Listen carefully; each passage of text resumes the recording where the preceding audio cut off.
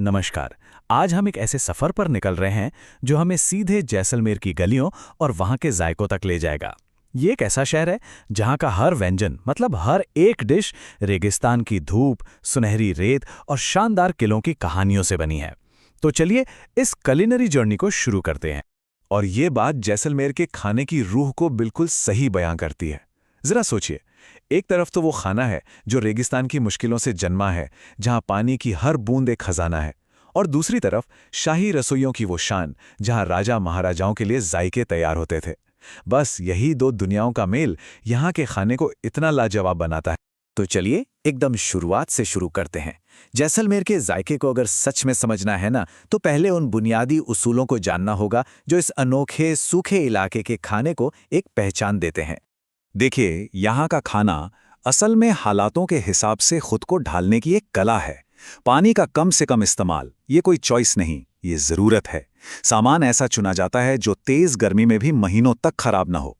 घी सिर्फ स्वाद के लिए नहीं है, बल्कि शरीर को ताकत और नमी देने का एक बहुत ज़रूरी ज़रिया है। और हाँ, बाजरा और दालें, ये तो इस पूरे खाने की नींव हैं। तो अब देखते हैं कि ये सब उसूल मिलकर थाली में क्या कमाल करते हैं। आइए उन शाकाहारी व्यंजनों की दुनिया में चलते हैं जो जैसलमेर के रोजमर्रा के जीवन की असली आत्मा है। दाल बाटी चूरमा, हाँ, ये पूरे राजस्थान का गौरव है, लेकिन जैसलमेर में इसका अंदाज थोड़ा अलग है। यहाँ की बाटियां ज्यादा सख्त और सूखी होती हैं, जो इस मौसम के लिए एकदम परफेक्ट हैं। घी में डूबी उस कुरकुरी बाटी को मसालेदार दाल और मीठे चूरमे के साथ खाने का जो एहसास है ना, वो सच में कमाल का है। एक पूरा सुकून देने वाला खाना। और फिर आती है केर सांगरी। अगर किसी एक डिश में रेगिस्तान का असली स्वाद चखना हो तो वो यही है। ये एक ऐसी सब्जी है जो सीधे इसी सूखी जमीन से उगती है। इसका स्वाद भी अनोखा है, थोड़ा खट्टा, थोड़ा मिट्टी जैसा। ये सच में जैसलमेर का अपना एकदम ऑथेंटिक फ्लेवर है। अच्छा, जब ताज़ी सब्जियां आसानी से ना मिलें तो क्या किया जाए? जैसलमेर के पास इसका जवाब है, गट्टे की सब्जी। ये कितनी कमाल की सोच है। बेसन से बने नरम, प्रोटीन से भरे गट्टे जिन्हें दही की चटपटी तरी में पकाया जाता है। ये दिखाता है कि ज़रूरत कैसे कैसे कमाल के आइडियाज़ देती है ना। और जाहिर है कोई भी जैसलमेरी थाली इन दोनों के बिना अधूरी है। एक तरफ बाजरे की मोटी पौष्टिक रोटी और दूसरी तरफ पंचमेल दाल। पंचमेल मतलब 5 तरह की दालों का एक गाढ़ा, धीमी आंच पर पका हुआ मिश्रण। ये दोनों मिलकर एक ऐसा कॉम्बो बनाते हैं जो पेट और दिल दोनों को भर देता है। चलिए अब जैसलमेर के कुलिनरी हिस्ट्री के दूसरे पहलू की तरफ चलते हैं। वो जायकेदार मांसाहारी व्यंजन जो शाही राजपूत रसोइयों में तैयार हुए थे। यहाँ दो मशहूर मटन करी में जमीन आसमान का फर्क है। एक है लाल मांस, जैसा कि नाम से ही पता चलता है, सूखी लाल मिर्च और मसालों से बना एक बहुत ही तीखा और जोरदार व्यंजन। और दूसरी तरफ है सफ़ेद मांस, दूध, क्रीम और काजू से बना एक हल्का शाही जायका। कह सकते हैं कि एक आग है तो दूसरा सुकून। और फिर आता है जंगली मांस। ये डिश हमें सीधे शाही शिकार के दिनों में ले जाती है। ये सादगी की एक मिसाल है, जिसे जंगल में कम से कम चीज़ों के साथ पकाया जाता था। बस मटन, घी, लहसुन और मिर्च। इसका स्वाद एकदम खरा, दमदार और बिना किसी लाग लपेट के होता है। शाही दरबारों से निकलकर अब हम सीधा चलते हैं शहर के बाजारों की हलचल में, जहां स्नैक्स और मिठाइयों की अपनी एक अलग ही दुनिया है। जैसे ही कोई सदर बाजार की भीड़-भाड़ वाली गलियों में घुसता है ना, इन पकवानों की खुशबू खुद ब खुद अपनी ओर खींच लेती है। वो तीखा मिर्ची वड़ा, खस्ता प्याज कचौरी और गर्मा-गर्म कढ़ी पकोड़ा, ये सिर्फ नाश्ता नहीं है, ये तो शहर की धड़कन का हिस्सा है।